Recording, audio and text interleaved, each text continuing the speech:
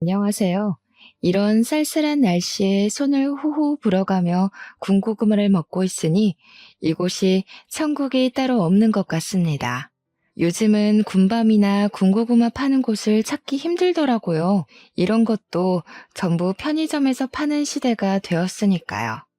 길거리에서 파는 건 추운 겨울에 기다려 먹는 재미가 있었는데 조금 아쉽습니다. 제 소개를 먼저 하자면 저는 나이 40대의 돌싱입니다.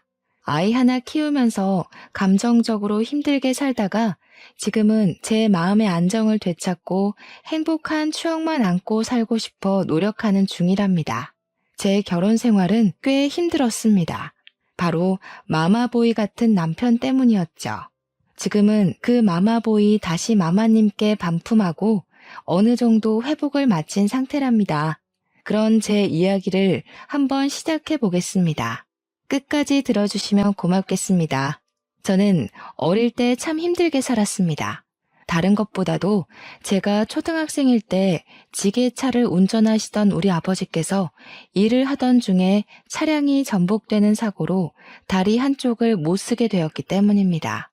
그때는 지금보다 의료 환경이 좋았을 때가 아니라서 사고를 당한 다리로 평생 절면서 살아야 한다는 판정을 받게 되었습니다. 그러다 보니 자연스럽게 지게차 운전을 그만두게 되었고 저는 절름발이 딸이라고 놀림을 당하면서 살아야 했습니다. 우리 어머니는 생계를 책임지기 위해 일선에 뛰어들게 되었죠. 전업주부였던 우리 어머니는 할 수 있는 일이 많지 않았습니다. 그럼에도 불구하고 우리 세 식구 입에 풀칠을 하기 위해 열심히 발에 땀이 나게 움직이셔야 했어요. 아버지도 절름발이었지만 구인구직을 하기 위해 열심히 돌아다니셨습니다. 하지만 지금처럼 장애가 있는 사람에 대한 시선이 곱지 않았기에 아버지가 일을 할 수 있는 곳은 없었습니다. 집에서 살림을 하게 된 아버지는 가끔씩 저를 위해 학교에 찾아오곤 하셨습니다. 학교 끝나고 집을 가야 하는데 비가 정말로 많이 쏟아지는 그런 날이었습니다. 아버지는 절뚝이는 발을 질질 끌고 힘겹게 언덕길을 올라 학교에 도착해서 저에게 우산을 건네주셨을 때 저는 감동보다는 수치심이 먼저 들었어요. 지나가던 친구들이 뭐야? 은지 너네 아빠 장애인이야? 절름발이야? 하는 소리를 아무렇지 않게 건넸기 때문이었죠. 그 다음날 학교 전체에 소문이 났고 저는 절름발이 딸이라고 엄청나게 놀림을 당하게 되었습니다.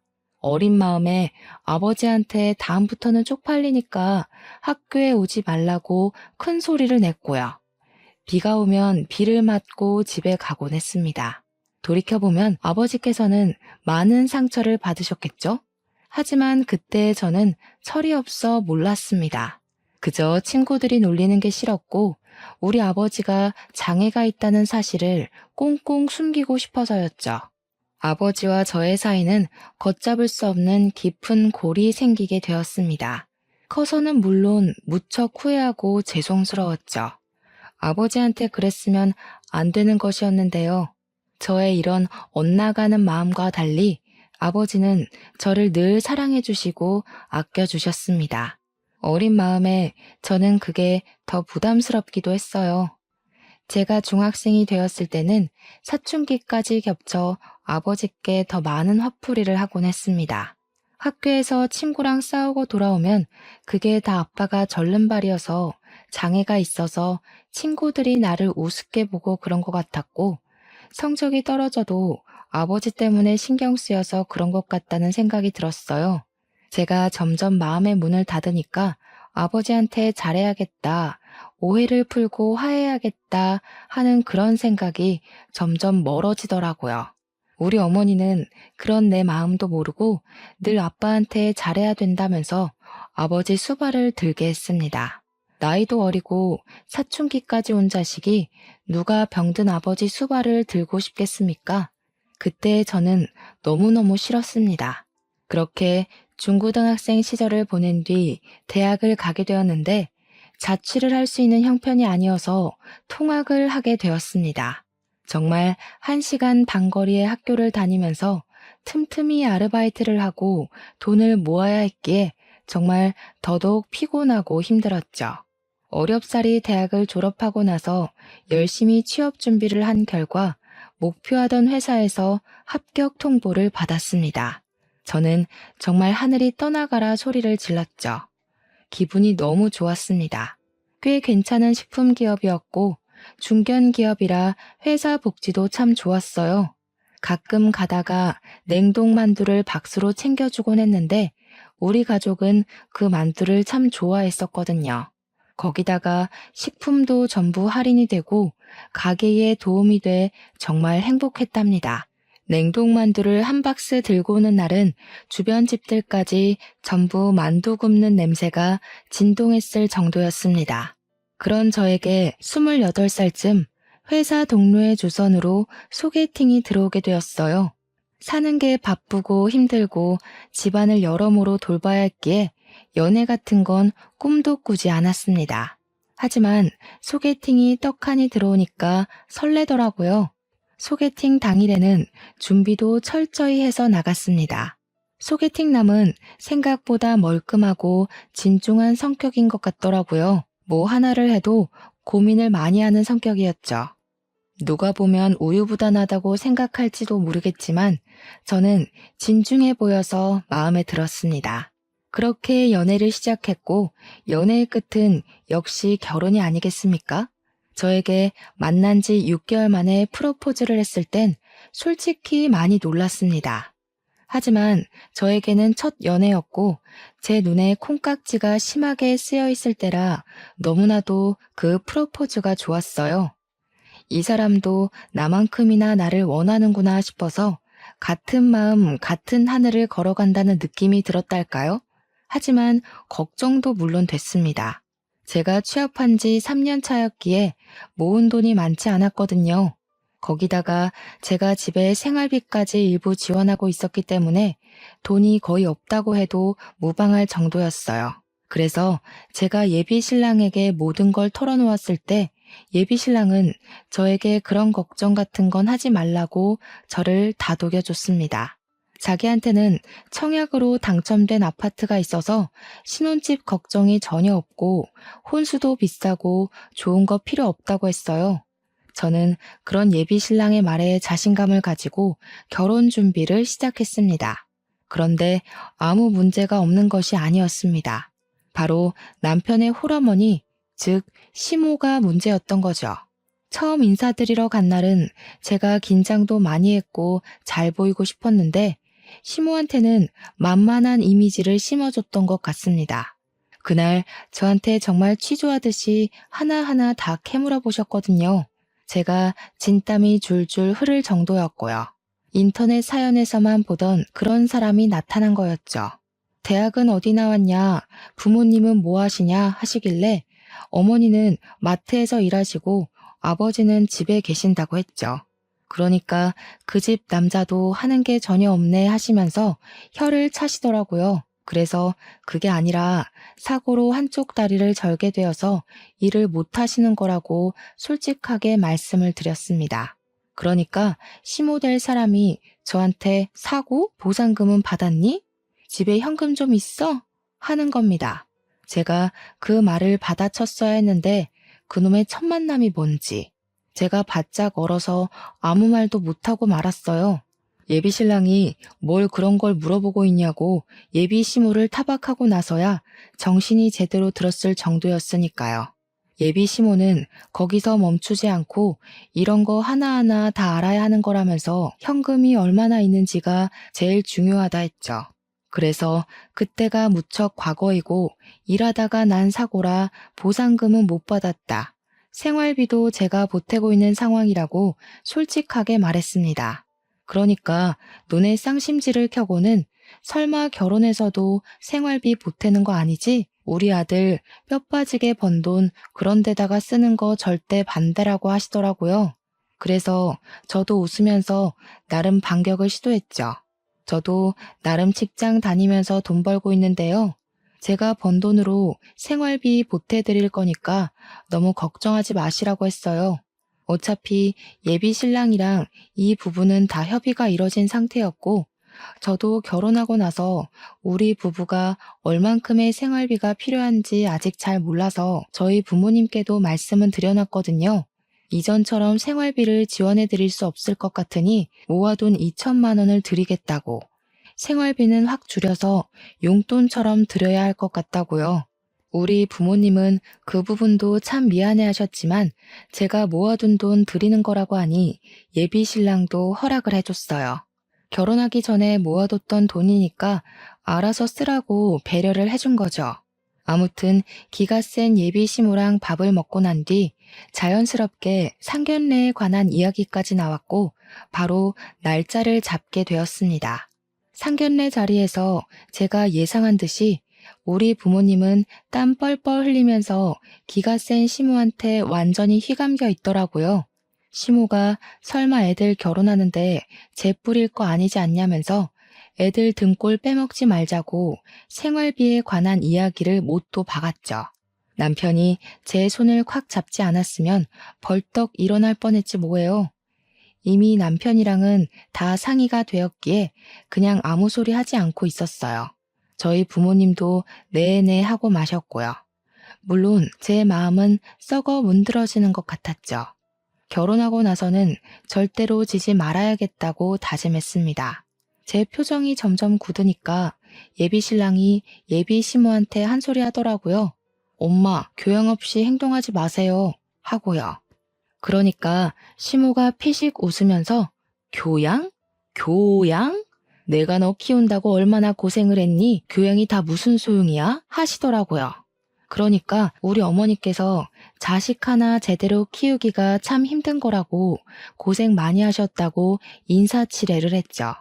그러니까 시모가 깔깔 웃으면서 뭐라는 줄 아세요? 그래도 우리 남편은 죽어서 돈이라도 남기고 갔죠. 그러고 우리 아버지를 쓱 보는데 마치 우리 아버지한테 차라리 죽었어야지 절름발이로 살아남아서 가족들 고생시키네 하는 눈빛이었습니다. 물론 제가 비약적으로 생각하는 걸 수도 있지만 교양 없는 우리 시모라면 저런 속마음을 가지고도 남을 사람이었죠. 어색하고 애매한 공기가 흐르는 사이에서도 결혼식 날짜를 잡았고요. 시모가 통 크게 예단 예물은 하고 싶은 대로 하라고 넘겨주었습니다. 그 뒤로는 순조롭게 모든 것이 진행되고 있다고 생각했습니다. 저희가 웨딩 촬영은 하는 전날까지는요. 남편과 스튜디오에서 만나기로 했기에 숍에서 화장을 다 마치고 이모님과 스튜디오에 도착을 했는데 글쎄 시모가 스튜디오에 쫓아온 게 아니겠어요. 저는 너무 놀라서 어머님은 웬일이세요? 하니까 자기도 사진을 좀 찍고 싶어서 왔다는 겁니다. 우리가 웨딩 사진 찍는 걸 구경하러 온 줄 알았더니 진짜로 저랑 남편이랑 사진 찍는 가운데에서 같이 사진을 찍자 하시더라고요. 심지어 어디서 조잡한 드레스까지 빌려온 거 있죠? 스튜디오에서도 이게 무슨 광경이냐면서 와 대박이다, 시집살이 뻔하다 이런 소리까지 나오더라고요. 저는 진짜 한 번뿐인 웨딩 사진인데 너무 쪽팔리기도 하고 짜증도 나서 눈물까지 나올 지경이었습니다. 오죽하면 화장을 고쳐주신다고 따라온 이모님께서 대단한 시어머니라고 세댁 너무 슬퍼하지 말고 기죽지 말라면서 저를 달래주시더라고요. 나 참 기가 차서 원. 우리 남편은 그런 시모를 보면서 아무 소리도 못하고 있는데 그게 더 짜증나더라고요. 그래서 시모도 듣는 곳에서 그냥 대놓고 말을 했죠. 누구 웨딩 사진을 찍으러 온 건지 헷갈리네요. 차라리 모자가 사이좋게 사진 찍으시는 게 어때요? 저는 그냥 집에 갈게요. 그러니까 남편이 한다는 소리가 우리 엄마는 결혼 사진도 못 찍고 결혼했다는데 불쌍하잖아. 우리는 다음에 리마인드 웨딩인가? 그런 거 하면 되는 거 아니냐고 나불나불 거리는 거 있죠? 우리 둘이 찍어야 할 사진에 시모가 하나하나 낀 것도 모자라서 남편이랑 둘이서 사진 찍는 걸 뻔히 봤는데 리마인드 웨딩이라고 안 따라올 사람인가 싶더라고요. 그래서 그냥 웃는 얼굴로 말했어요. 그러지 말고 그냥 어머님이랑 평생 사는 건 어때? 나랑 단둘이 사진 하나 못 찍으면서 어머니랑 어떻게 떨어져 살으려고. 그러니까 제 웃는 얼굴이 진짜 웃는 얼굴이 아니라는 걸 깨달은 남편이 그제야 시모한테 나가라고 하더라고요. 이제는 우리 둘이 찍을 테니까 시모 보고 그만 집에 가보라고요. 한참을 구시렁거리던 시모가 제가 아무 소리 안 하고 쳐다도 안 보니까 그냥 집에 갔습니다. 이렇게 간단하게 보낼 수 있는 걸 왜 참아서 속을 알았는지. 웨딩 촬영을 아주 늦은 시간까지 하고 집으로 돌아오는 길에 혹시나 싶어서 신혼여행은 우리 둘이 가는 거지? 하고 물어보니까 남편이 말 잘했대요. 안 그래도 물어보려고 했다면서. 엄마가 해외에 한 번도 안 가봤다는데 그게 영 마음에 쓰인다는 거예요. 그래서 정신 나갔냐고 한 소리 했죠. 신혼여행까지 지금 시모를 모시고 가자는 반푼이 같은 소리를 하는 거냐고 하니까 남편이 우물쭈물해요. 그럼 나 신혼여행 안 갈 테니까 너네 엄마랑 둘이 다녀와 하니까 그건 또 아니지 않냐고 화를 내더라고요. 둘이서 해외여행 안 가는 이유가 뭐겠어요? 시모 수발 들기는 싫으니까 안 간 거겠죠. 안 그래도 억척스러운 시모가 해외 가서는 얼마나 진상을 떨어댈지 안 봐도 비디오니까요. 그냥 말이나 한번 꺼내본 거라고 말 돌리길래 그런 말 2번 다시는 꺼내지 말라고 불호령을 내렸습니다. 결혼하고 나서는 남편의 청약 아파트에 들어갔죠. 근데 그게 말이 좋아 청약 아파트지 시모한테 돈을 빌려서 얻은 집이었던 거예요. 그러면서 저희한테 시모가 2년 줄 테니까 빌려간 돈 2년 뒤에 갚으라고 하면서 돈 못 갚으면 그 아파트 팔고 합가를 하자고 하는 겁니다. 제가 무슨 소리를 하시는 거냐고 완전 펄쩍 뛰었죠. 그러니까 시모가 한다는 소리가 자기 노후 자금 털어서 아들 대출 안 받게 하려고 빌려준 돈인데 갚을 수가 없으면 합가를 해야지 하는 거예요. 남편은 저한테 엄마 노후 자금이니까 우리가 돌려드리는 게 맞지 이러고 있고요. 이미 남편이랑 이야기를 다 끝내둔 상태였던 거죠. 애초에 합가를 하려고 처음부터 뭐 집 알아서 해라, 신경 안 쓴다 이랬던 거예요. 그래서 저도 이대로 끌려가면 안 되겠다 싶어서 웃는 얼굴로 대답했어요. 어머님, 그러면 저희 애 낳으면 애도 다 봐주시고 밥도 다 해주시고 청소도 다 해주시고 하는 거죠? 저희 맞벌이니까 어머님께서 집안일 다 해주시는 거 맞죠? 저 피곤해서 집안일 못해요. 그러니까 어머님이 펄쩍 뛰면서 아니 자기가 다 늙어서 며느리 수발을 들어야 하네요. 그래서 제가 노는 것도 아니고 바깥일 하는 사람인데 집안일을 어떻게 하나하나 신경 쓰겠냐고 했죠. 어머님이랑 같이 살면 입주 도우미도 필요 없겠다고 애들 줄줄이 소시지처럼 낳겠다고 했어요. 어머님께서 다 키워주실 거죠? 하면서요. 그러니까 시모가 일 없다고 나중에 다시 이야기하자면서 한 수 물으시더라고요. 그래서 나중이란 없어요, 어머님. 하면서 쫓아내버렸습니다. 남편은 저한테 어떻게 늙은 어머니한테 그걸 다 시키겠다는 소리를 아무렇지 않게 하냐고 저를 타박하더라고요. 그래서 그럼 네가 할래? 나는 맞벌이 하면서 집안일까지 신경 못 써. 우리 둘이 살 때도 너랑 나랑 반반 딱 갈라서 하는 거다 하고 못 박았습니다. 제가 남편한테 꼬우면 네가 집안일 다 해라 마무리하니 아무 소리 못 하더라고요. 도대체 왜 시댁 사람들은 전부 며느리를 자기 몸종인 줄 알고 대하는 걸까요? 우리 남편은 왜 이렇게 마마보이로 자란 건지 미리 알았더라면 절대로 결혼 안 했을 겁니다. 그래도 둘이 사는 신호는 나름 괜찮긴 했습니다. 시모가 은근히 태클도 걸어오고 간섭도 하긴 했지만 버틸만 했고요. 저도 얼굴에 딱 철판 깔고 일일이 대드니까 시모도 저한테 작은 걸로는 트집을 잡지 않더라고요. 시모가 불쑥불쑥 찾아오지 못하게 애초에 비밀번호를 알려주지도 않았고 남편이 몰래 알려주면 비밀번호를 바꿔버렸어요. 하루는 남편한테도 비밀번호를 알려주지 않았더니 문 밖에서 벌벌 떨고 있더라고요. 2번 다시는 비밀번호 알려주지 않기로 약속하고는 집으로 들어오라고 문을 열어주었죠. 신혼 2년을 보내고 시모가 무슨 일수 받으러 온 사람처럼 저에게 노후 자금을 돌려달라고 당당하게 말을 하더라고요. 남편은 귀를 후비적거리고 있고 제가 정확하게 금액이 얼마냐고 물어보니까 3억이래요. 3억이 네 집 개 이름도 아니고 2년 동안 모아봐야 얼마나 모았겠어요? 당장이라도 합가할 기세로 나오는데 저도 지고 싶지 않았죠. 그래서 대출 받아서 드릴게요 했습니다. 그러니까 남편도 시모도 펄쩍 뛰는 거예요. 무슨 대출까지 받아서 주냐고. 그냥 합가하는 게 편하지 않겠냐고요. 도대체 합가 못해서 죽은 귀신이라도 들러붙은 건지. 제가 죽어도 같이는 못 살겠으니까 그냥 대출 받아서 드린다고요. 하고 대놓고 이야기하니까 시모가 부들부들 떠는 거예요. 저한테 더 우길 수도 없고 합가도 못하게 생겼으니까 생떼를 쓰면서 자기 한마디면 너 이혼녀 만들 수 있는데 참고 있는 거라고. 예쁘다 예쁘다 해줄 때 더 이상 기어오르지 말라고 하는데 남편도 사색이 돼서 엄마 하고 부르더라고요. 참나, 누가 무서운 줄 아나.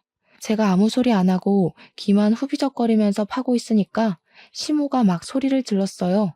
한 번만 더 지켜볼 테니까 그런 줄 알고 조용히 있으래요. 그 뒤로는 뭐 더 하면 더 했지 절대로 덜 하지는 않았습니다.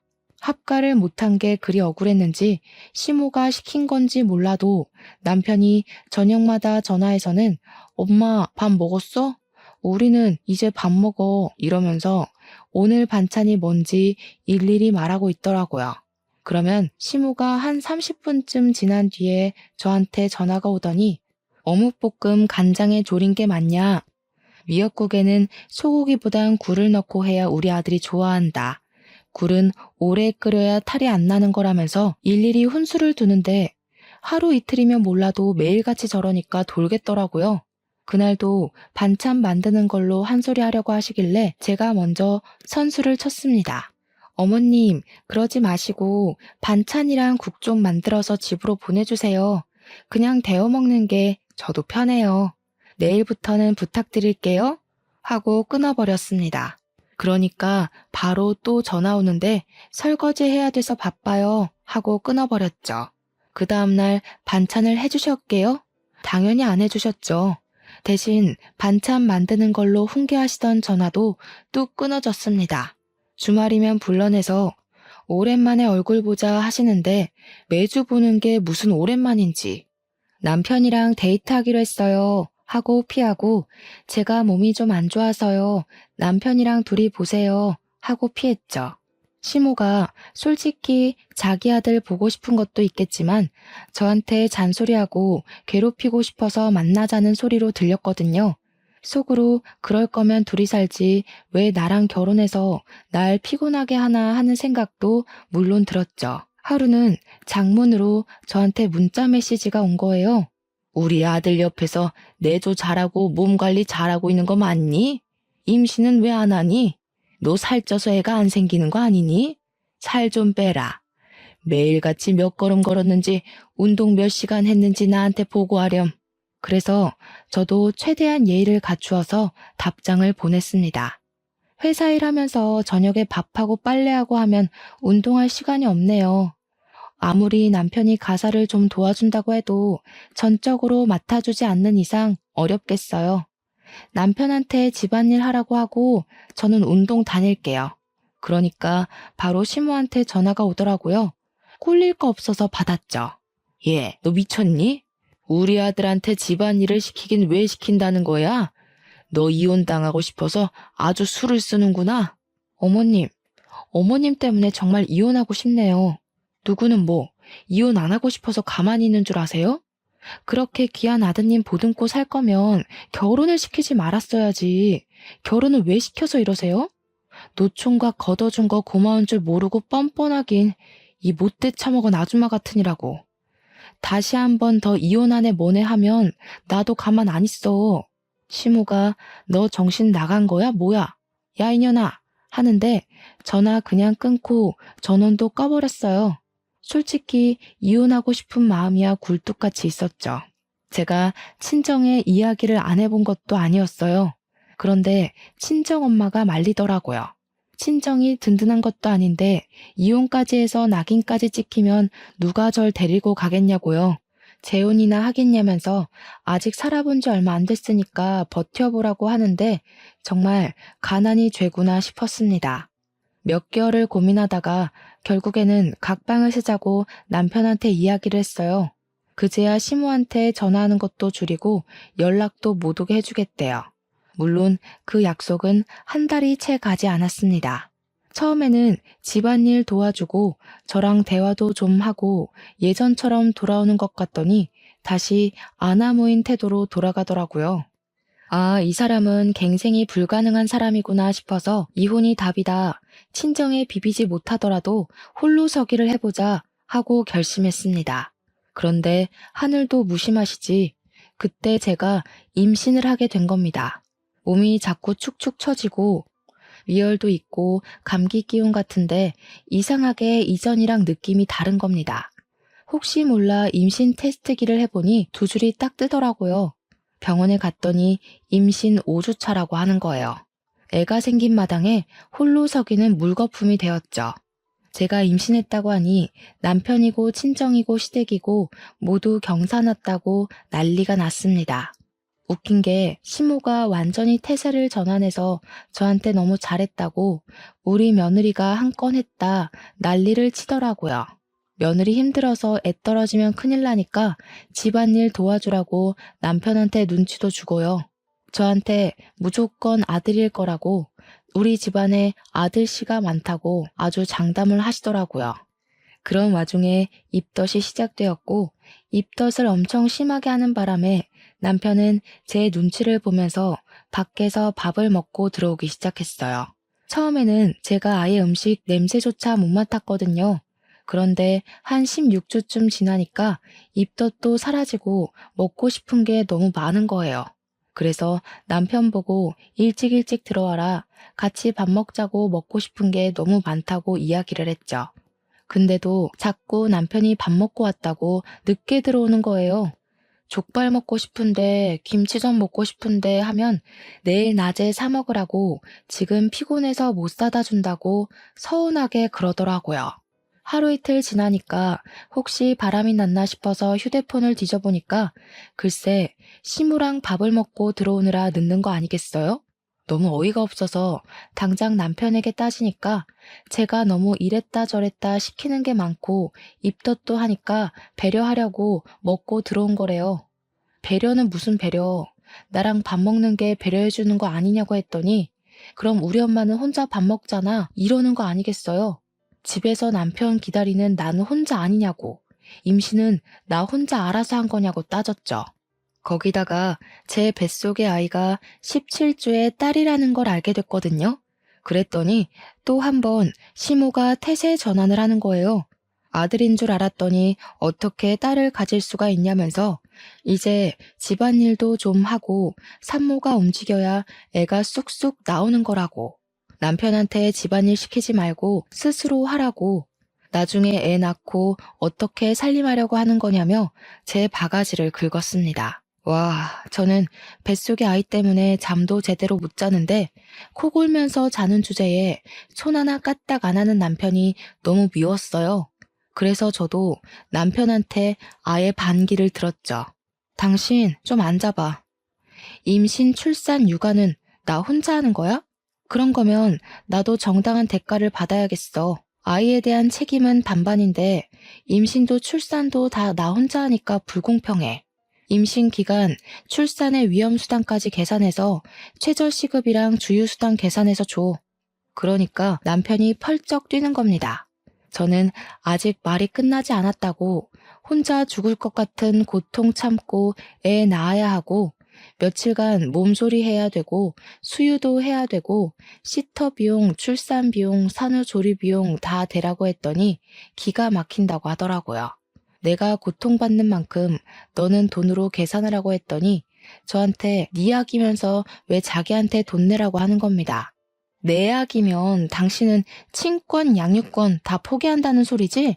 그러니까 또 뭐 시모한테 봐달라고 하면 된다.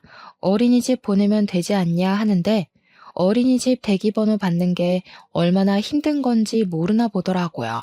자기한테 뭘 바라길래 이런 소리를 하냐고 물어서 그냥 제가 말한 대로 다 해달라고 했어요. 네가 집안일을 했으면 얼마나 했냐고요. 너네 엄마도 집안일 시키지 말라고 하는데 가사 도우미 쓰겠다고 하니까 한숨만 푹푹 쉬더라고요. 저한테 육아휴직 내면 왜 버리는데 생각이 있냐고 없냐고 따지더라고요.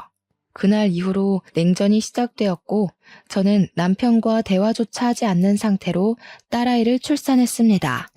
산후조리원까지는 남편이 돈을 내줘서 갔는데 시모가 딸 낳은 주제에 조리원에 들어간다고 한 소리 하대요. 세상에, 아들 낳아야지만 조리원에 갈 수 있는 법이라도 있는 건지.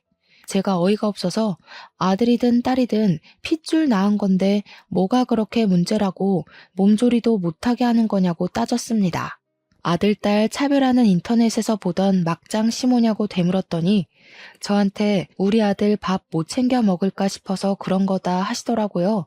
조리원에서 남편 밥 다 주는데 뭐가 문제냐고 하니까 이번에는 우리 아들 잠자리 바뀌면 고생해서 그런 거래요. 아니, 당신 아들 코 골면서 잘만 자던데. 제가 병원에 입원했을 때도 내내 코 골고 자고 있어서 간호사가 눈치까지 줬었거든요.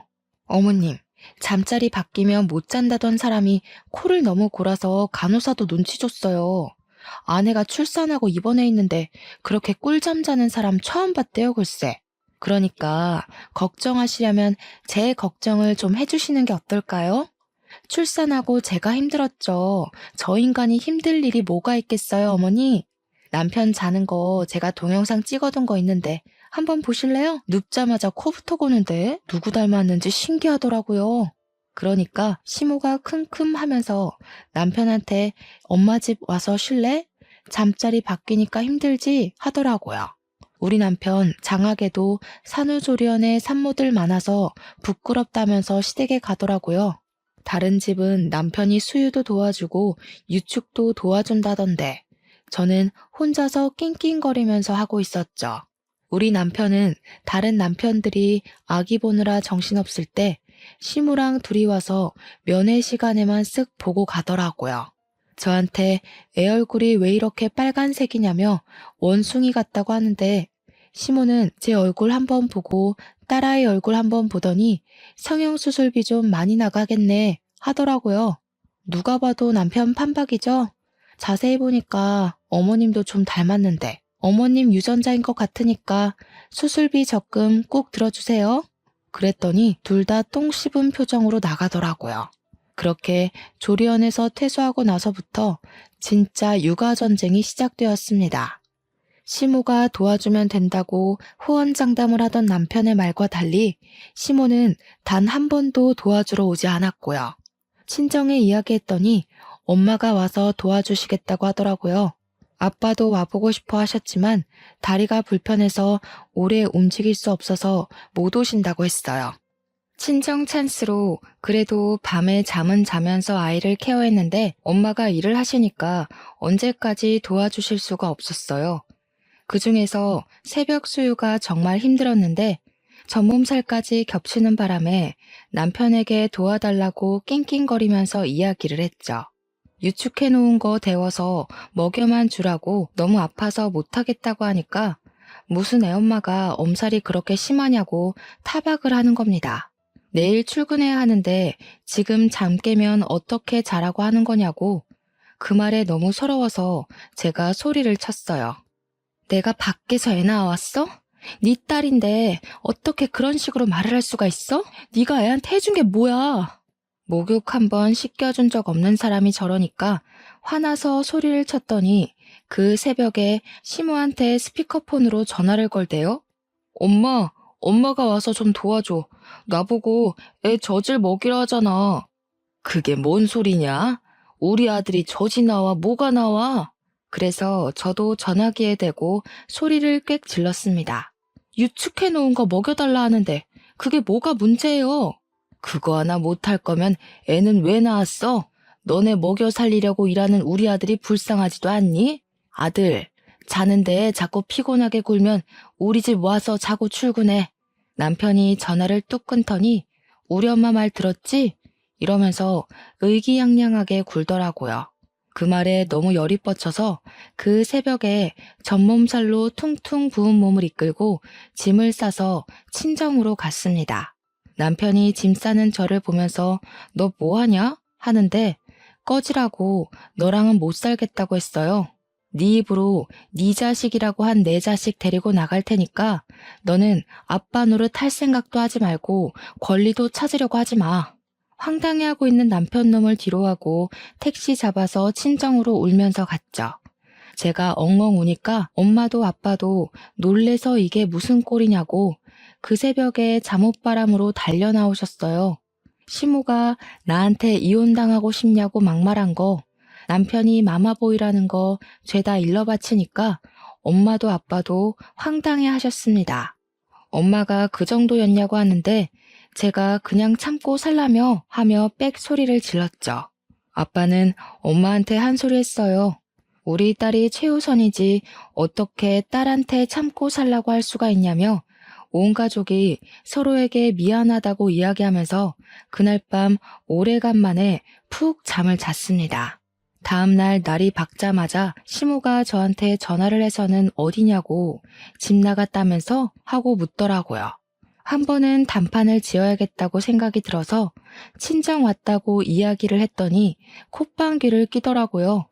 뭘 잘했다고 거기 가서 앉아있냐고 남편 흉보고 다니는 거 아니냐, 이혼당하고 싶냐, 또 똑같은 레퍼토리로 저를 싸잡아서 혼내더라고요. 그래서 제가 그랬죠. 내가 이혼을 왜 당해? 당하는 건 아줌마 아들이지. 나 이미 이혼하자고 했거든? 그러니까 씩씩거리면서 너 딱 기다려. 내가 거기로 갈 테니까. 하면서 소리를 지르더니 전화를 뚝 끊어버리더라고요. 올 테면 와봐라. 나도 기다렸다 하는 마음으로 칼을 갈고 기다렸습니다. 진짜 오려나 싶었는데 기대했던 대로 씩씩거리면서 진짜 찾아왔더라고요. 저희 친정이 주택이라서 골목길 안쪽에 굽이굽이 있어서 찾기도 힘든데 어떻게 한 방에 딱 찾아왔더라고요. 웃긴 게 남편도 같이 씩씩거리면서 따라온 거 있죠? 문 열어준 아빠가 놀라서 엄마도 호출을 했어요. 마트에서 일을 하고 있다가 헐레벌떡 집으로 오셨더라고요. 5명이 거실에 둘러앉아 있는데 흥분이 가라앉지 않는 건지 시모가 씩씩거리면서 저한테 삿대질을 하면서 이야기를 하더라고요. 애가 배운 게 없어서 그런가 나한테 아줌마 아줌마 하대? 어디 쥐뿔도 없는 게 무슨 자존심이야? 그래서 저도 지지 않고 받아쳤죠. 몇 년 동안 나한테 이혼 가지고 협박하더니 내가 한다고 하니까 무섭나 봐? 그 나이에 애까지 달려서 이혼하면 누가 받아준다냐? 누가 받아줘야 이혼해요? 마마보이도 이혼 사유 되더라. 아줌마가 나한테 보낸 이혼 협박 문자 내가 다 가지고 있어. 그거 증거로 다 제출할 거고 재산 분할도 요청할 거야. 그랬더니 시모가 제 머리채를 확 잡아채면서 누구 아들을 이혼남으로 만들어? 하면서 악을 쓰더라고요. 저도 같이 머리채를 붙잡고 아줌마 아들이 나한테 한 짓이 얼만데 이혼 당해도 싸지 하면서 되받아쳤어요.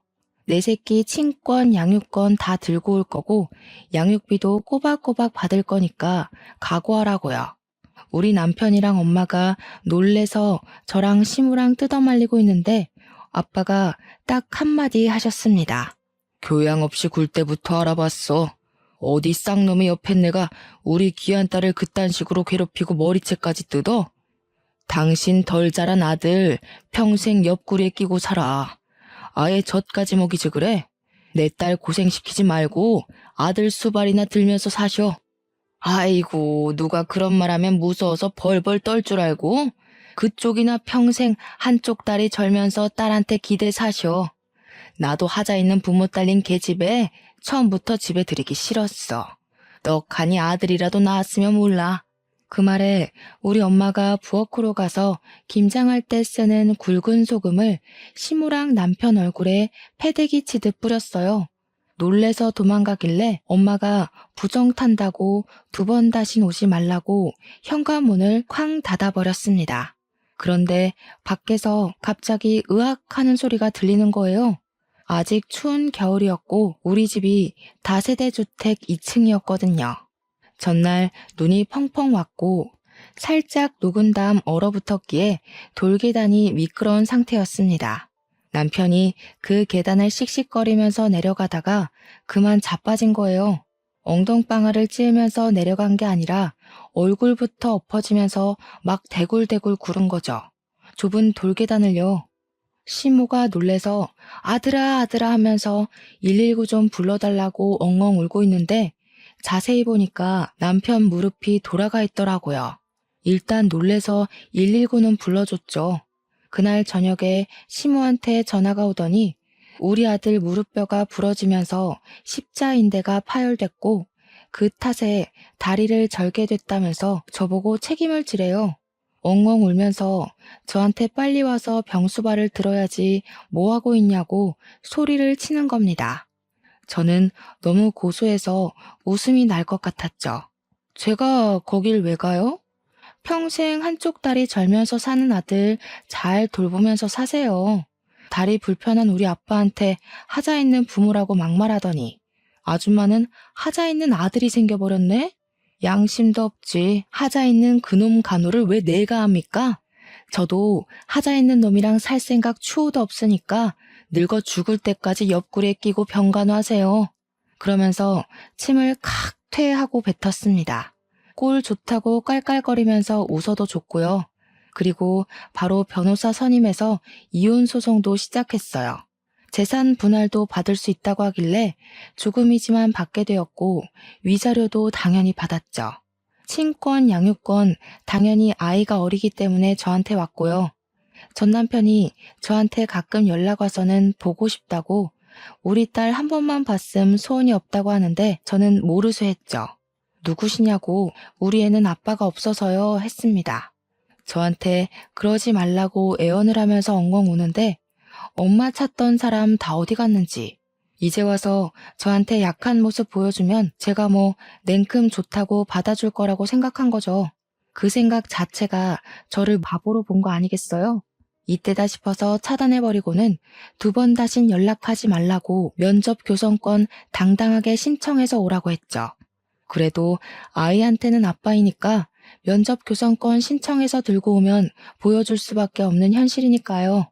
제 생각에 아이랑 둘이서만 만나라고 하면 그것도 신청하지 않을 게 뻔했지만요. 시모가 여전히 남편 옆에서 병수발 들고 있다던데 앞으로 쭉 반성하면서 살았으면 좋겠습니다. 말이 씨가 된다고 사람이 마음을 곱게 먹어야 하지 않겠어요? 하자 있는 집안이라고 무시하더니 똑같이 돌려받으니까 지금쯤 얼마나 후회하고 있겠습니까?